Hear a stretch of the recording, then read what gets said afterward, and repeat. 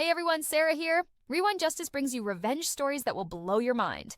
If you're ready, hit subscribe and let's go. My father looked me in the eye and said, "You never contributed. I gave you a home and you gave me nothing." Weeks later, he called his attorney to finalize the sale. His attorney opened the file, paused, then said, "Mr. Calloway, when did you think you sold this property?" My father's hands started shaking because the transfer date was. There is a particular kind of silence that happens in a lawyer's office when a document says something nobody in the room expected. It is not the silence of surprise exactly. It is thicker than that. It is the silence of a person recalculating, going back through everything they believe to be true and testing each piece against the new information and finding piece by piece that nothing holds. I have been in many quiet rooms in my life. I have sat through difficult conversations and tense silences and the specific kind of hush that falls over a family when something has finally been said that cannot be unsaid. But I had never heard anything quite like the silence in Warren Guilford's office on the 14th floor of the Guilford and Marsh building on Commerce Street in Raleigh, North Carolina, on a Thursday afternoon in September, when Warren opened the transfer file and read the date out loud. My father's hands started shaking before Warren finished the sentence. "I'm going to tell you how we got there. All of it. Because none of that moment makes sense without the years that came before it, and the years are long and they matter. My name is Simone Calloway. I am 29 years old. I am a structural engineer at Tatum Reeves Civil Associates, a mid-size engineering firm with offices in Raleigh and Durham. I specialize in residential and light commercial foundation assessment. I look at the bones of buildings and tell people what is wrong and what it will cost to fix it and whether it is worth fixing at all. I've been doing this work for 4 years. I am good at it. I earn $74,200 a year, which is not a fortune but is a solid, real number that I worked hard for and that I do not apologize for. I tell you my profession because it matters to this story in a specific way. My father spent 20 years dismissing what I did. He called it my little inspection job. He said more than once that I should have gone into sales the way my brother Marcus had, that there was more money in sales, that sitting in crawl spaces looking at concrete was not a career for someone with my abilities. He said this without apparent awareness that I held a master's degree in civil engineering from North Carolina State University, or that I had passed my professional engineer licensure exam on the first attempt, which approximately 40% of candidates do not.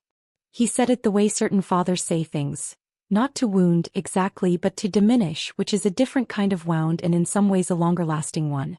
My father, Raymond Calloway, is 61 years old. He worked for 30 years as a regional sales director for a commercial flooring company based in Cary, North Carolina. He is charming in the effortless way of people who have spent their careers selling things. He knows how to make a room feel warmer when he enters it, how to find the thing a person most wants to hear and deliver it at the right moment.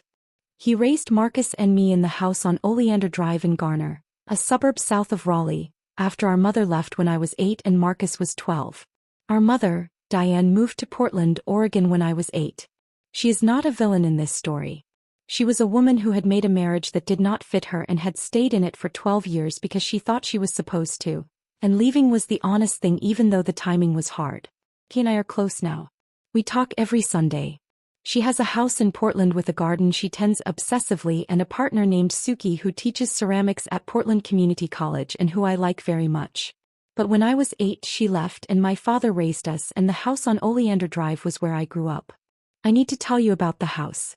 My grandmother on my father's side was a woman named Loretta Calloway.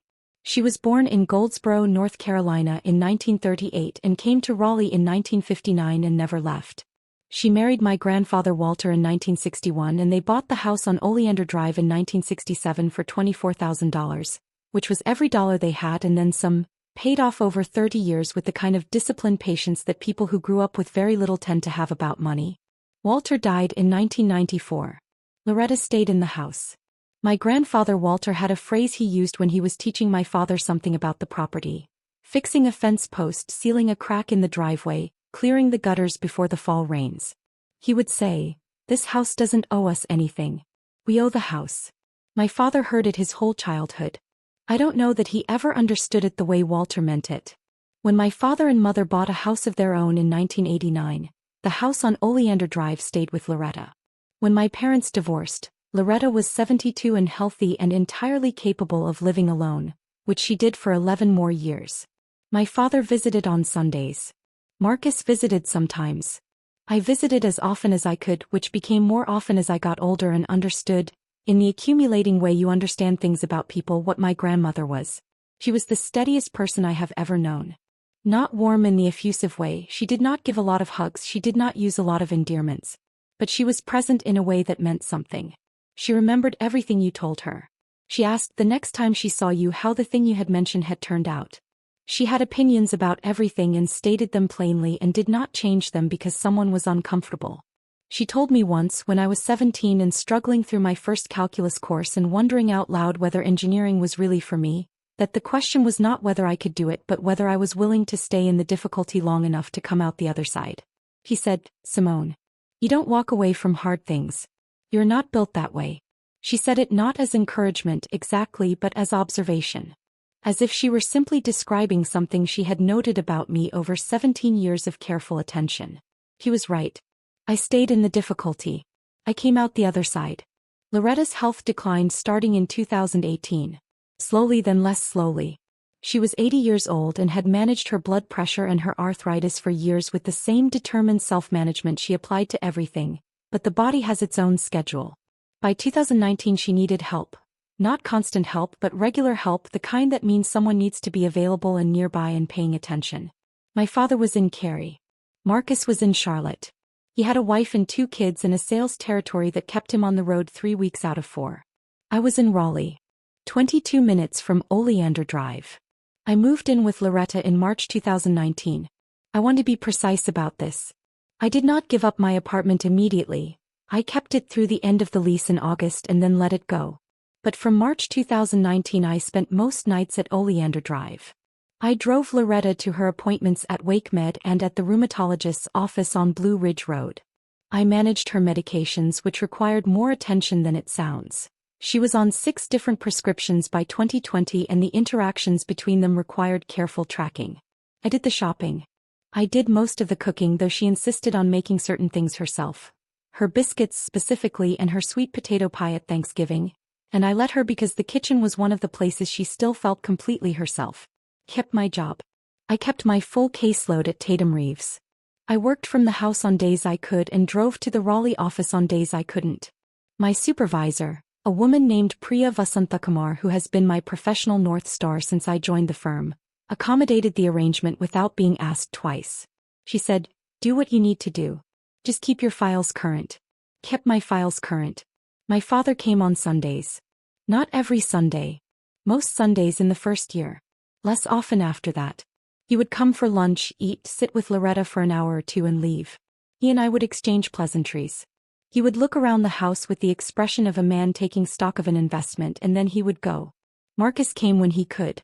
When he came he was genuinely helpful and genuinely present, and I do not fault Marcus for anything.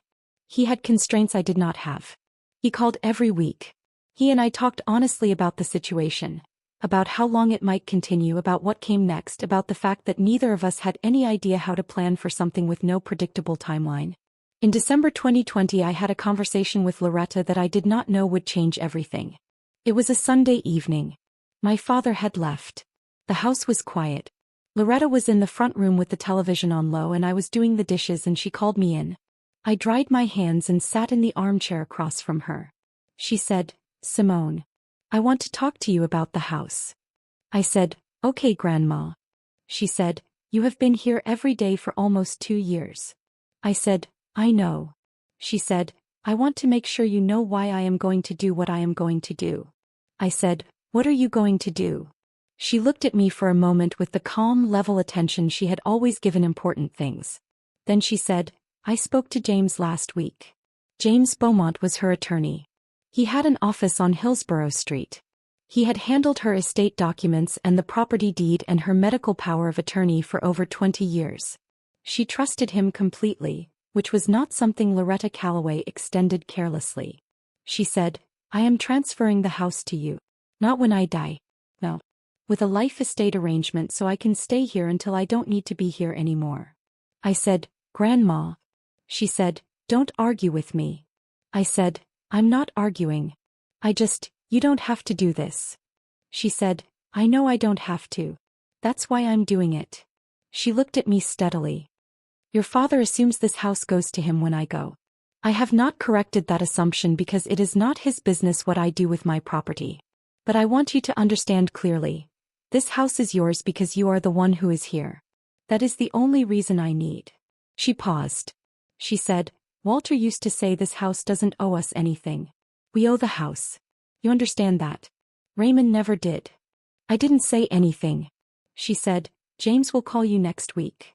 James Beaumont called me the following Tuesday. We met at his office on Hillsborough Street on a Thursday. The transfer document was prepared, reviewed and signed. The life estate arrangement was explained and documented. The deed was filed with the Wake County Register of Deeds on January 8, 2021. Document number 2021 WC001193. My father was not present. My father was not informed. The house on Oleander Drive became mine on a Thursday morning in January while my father was in Cary and my grandmother was in her front room watching the morning news and I was at Tatum Reeves reviewing a foundation assessment for a duplex in Wake Forest. I went to Oleander Drive that evening. Loretta had made her biscuits.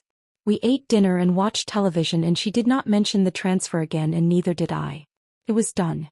It was handled. That was her way. Loretta died in August 2022. She was 84.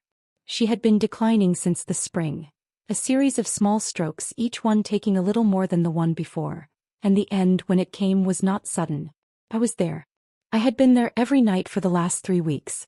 The hospice nurse, a man named Terrence who drove from his home in Nightdale every other day, had told me in the second week that it would not be long. He was right. She died on a Sunday morning. It seemed appropriate. She had always gotten the most out of her Sundays. My father arrived an hour after I called him. Marcus arrived that evening, driving up from Charlotte with his wife Keisha. The house filled briefly with the particular busy sadness of a family arranging a death, the calls to the funeral home, the lists of people to notify, the discussion of what she would have wanted. My father walked through the house the way he always walked through it, assessing. He looked at the furniture, the walls, the kitchen she had cooked in for 55 years.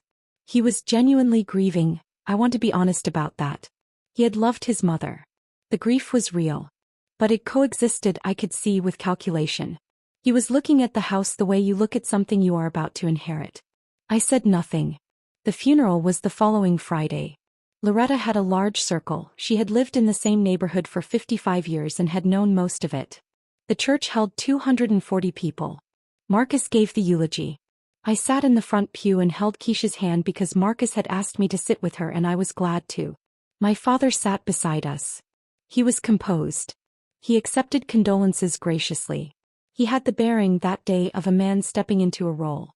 After the reception, when most people had left and it was just the family and a few of Loretta's oldest friends, my father sat down next to me in the church fellowship hall and said, "We should talk about the house." I said, "Okay." He said, "I'm going to have Warren look at the estate documents this week." Warren Guilford was my father's personal attorney, not Loretta's attorney, his. Warren handled his business contracts and his investment accounts and had done the legal work on his second mortgage in 2015.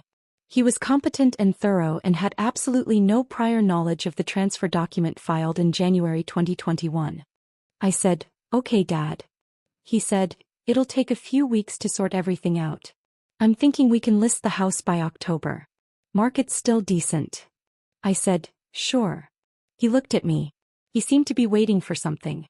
Some resistance maybe, or some claim. Some signal that I knew something he didn't. I gave him nothing. I said, "Let me know what Warren says."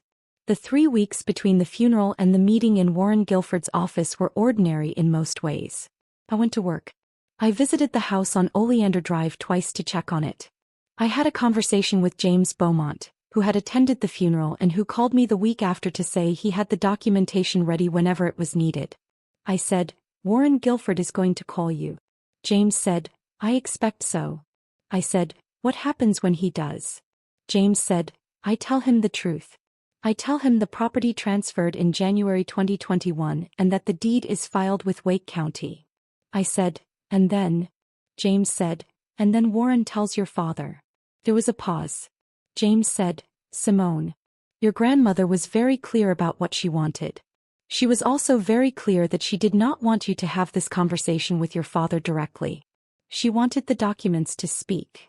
I said, she hated scenes. James said, she was extremely specific about that, yes. Warren Guilford called my father on a Monday. My father called me that evening. He did not tell me what Warren had said.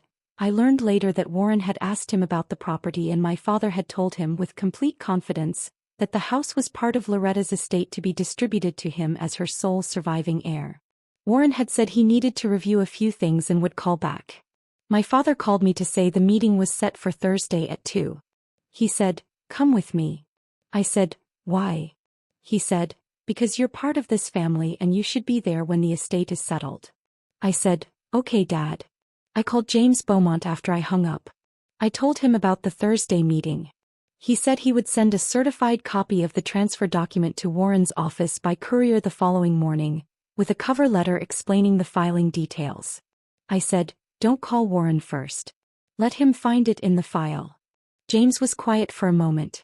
Then he said, your grandmother would have approved of that. I said, I know. Warren Guilford's office was on the 14th floor of the Commerce Street building, with windows that looked out over downtown Raleigh toward the Capitol Dome. It was a serious office, dark wood, organized shelves, the particular aesthetic of a practice that has been doing careful work for a long time. Warren was in his late 50s, heavy-set, with reading glasses he wore on the end of his nose and a manner that was precise without being cold. He had known my father for 11 years. He greeted us both at the door. His assistant brought water. We sat at the conference table, my father to my left, me across from Warren, a third chair empty beside Warren where his associate normally sat but which was unoccupied today. Warren opened the folder. He moved through the preliminary items first. A savings account at BB&T, a modest investment account, the personal property. He noted the amounts carefully. My father listened with the patient satisfaction of a man hearing a list of things that are his. Then Warren turned a page. He stopped. He looked at the page for a moment. Then he turned to the next page and looked at that one. Then he went back to the first page. My father said, everything all right? Warren said, give me one moment. He read for another 30 seconds. His expression did not change exactly, but something in it shifted. The slight recalibration of a professional encountering information that requires him to think carefully before he speaks. Then he looked up. He said, Raymond, I need to ask you something. My father said, of course. Warren said, the property at 2847 Oleander Drive, Garner. He looked at the document. When did you think this property would be part of the estate? My father said, it's my mother's house. It's the primary asset. Warren said, when did you last speak with James Beaumont?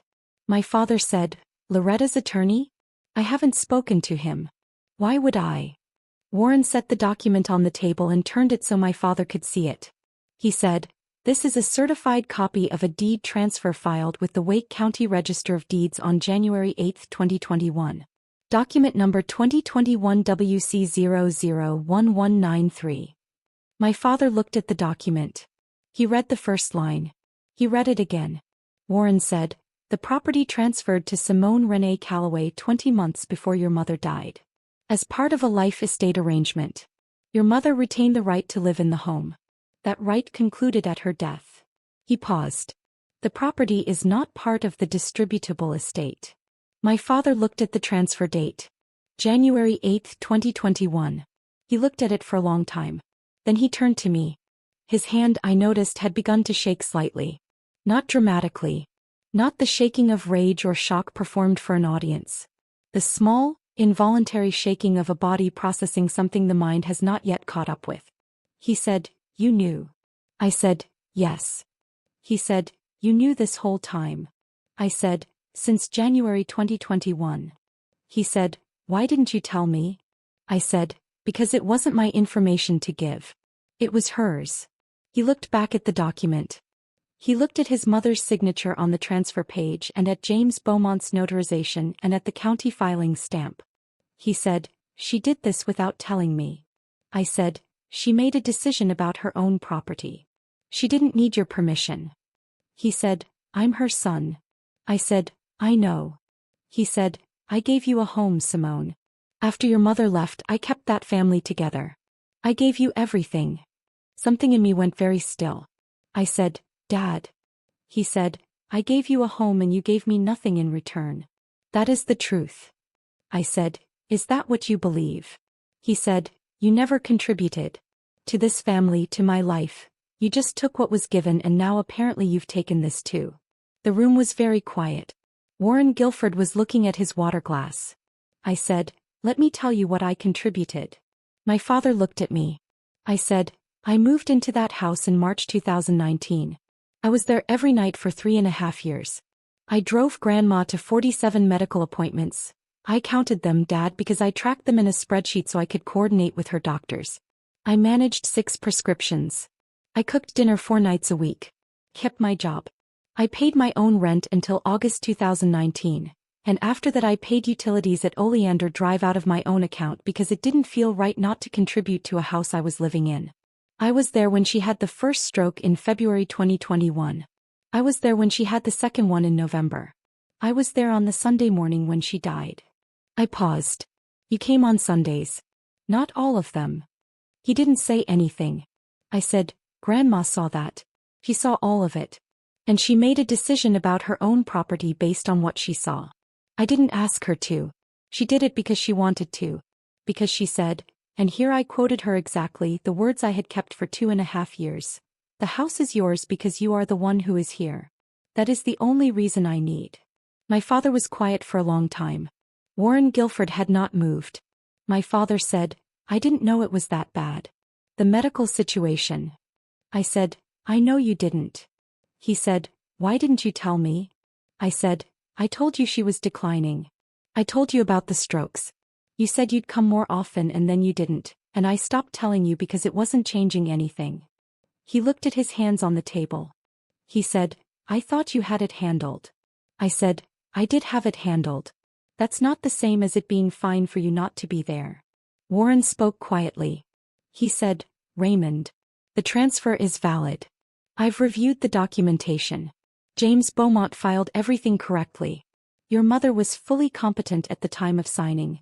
I can see from the date that she was, and I know James well enough to know he would not have proceeded otherwise. He paused. There is nothing here to contest. My father looked at the document again. January 8, 2021. His mother's signature. The county stamp. He said, she planned this. I said, yes.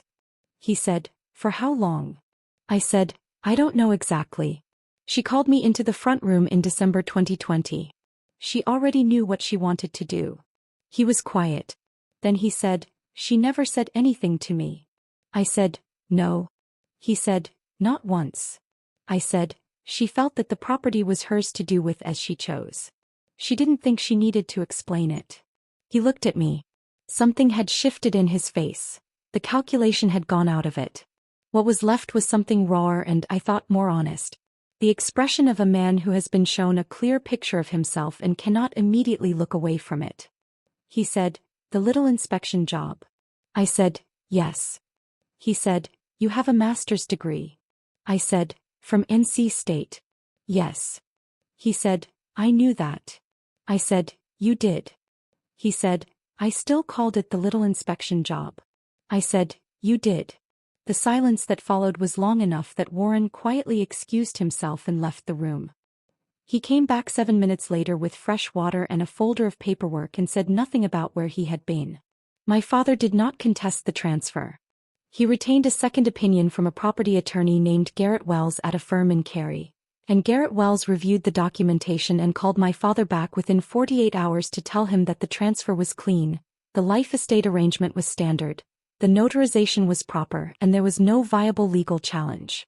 Warren told me this when he called to update me on the estate settlement. He said, Garrett Wells knows James Beaumont. He said Beaumont was meticulous.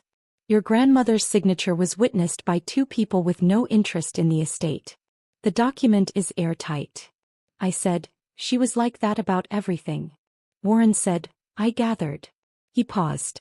Then he said, your father asked me something when I spoke to him after Garrett's call.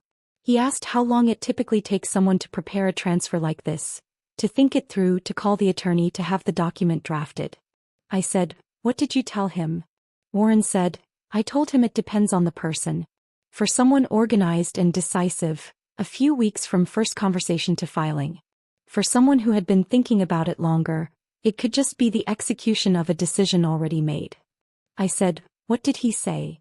Warren said, he said, she'd been thinking about it for years, hadn't she? It wasn't really a question. My father called me 6 weeks after the meeting in Warren's office. He was at his house in Cary. It was a Saturday morning. He said he had been sitting with everything and he needed to say some things. He said, I owe you an apology. Not I've been thinking, not I want you to know. He said the words directly and in the right order. I owe you an apology. He said, I dismissed your work for years. I did it casually, the way you dismiss something you don't understand. That was wrong. He paused. And I wasn't there for my mother the way I should have been. I told myself you had it handled and I let that be enough for me. That was also wrong. I said, yes. He said, I don't have a good reason for either of those things. I said, I know. He said, your grandmother saw what I didn't want to see. I said, she saw clearly. She always did. He was quiet for a moment. Then he said, she left me the savings account. Did you notice that? I said, I noticed.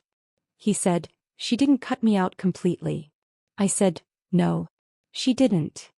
He said, that was her way of saying something. I said, I think so. He said, what do you think she was saying? I thought about it. I said, I think she was saying she loved you.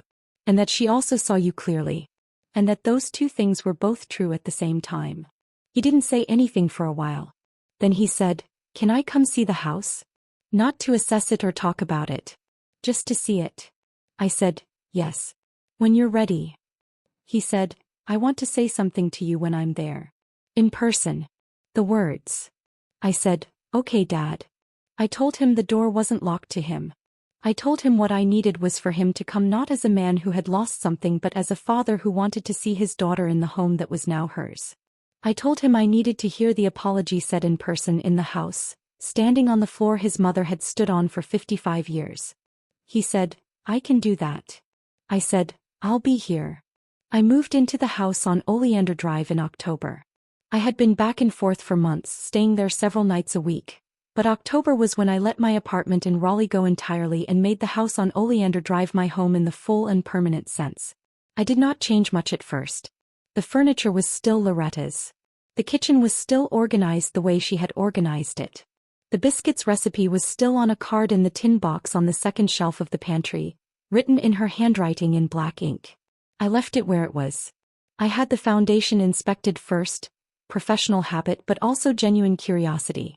I had spent 3.5 years in this house without ever doing a proper assessment of it, and I wanted to know what I had. The inspector, a man named Darnell who worked with a firm I had referred clients to, went through the crawl space and the basement and came back up to tell me the foundation was in remarkable condition for a 1967 construction. He said, whoever owned this house took care of it. I said, she did. For 55 years. He said, it shows. I had one window resealed, the one in the back bedroom, which had developed a draft I had noticed the previous winter. I had the gutters cleaned. I planted a rosemary bush along the front walk, which was not something I had planned to do but which felt right when I was at the garden center one Saturday and saw it and thought of Loretta, who had kept dried rosemary in a jar in the kitchen for as long as I could remember. I stood on the front porch one evening in late October and looked at Oleander Drive in the dusk. The neighborhood was quiet. The light was coming through the maple at the end of the block at the angle it always had this time of year. My grandmother had stood on this porch for 55 years. My great-grandparents had stood on this porch before that. Walter Calloway had stood here and said, "This house doesn't owe us anything. We owe the house." I understood now in a way I hadn't fully understood before what he meant. Ownership is not possession. It is not the name on a deed or the number on an appraisal. It is the daily act of showing up, of knowing which window leaks and which step creaks and where the rosemary grows best. It is the accumulated weight of years spent attending to something. My father had never understood that. I did. I went inside, locked the front door and stood in the hallway for a moment in the quiet of a house that was mine. Not because I had taken anything. As I had been there. Type seen in the comments if someone in your family finally saw you. And it came from the person you least expected. And if this story genuinely connected with you, only if it did, consider subscribing.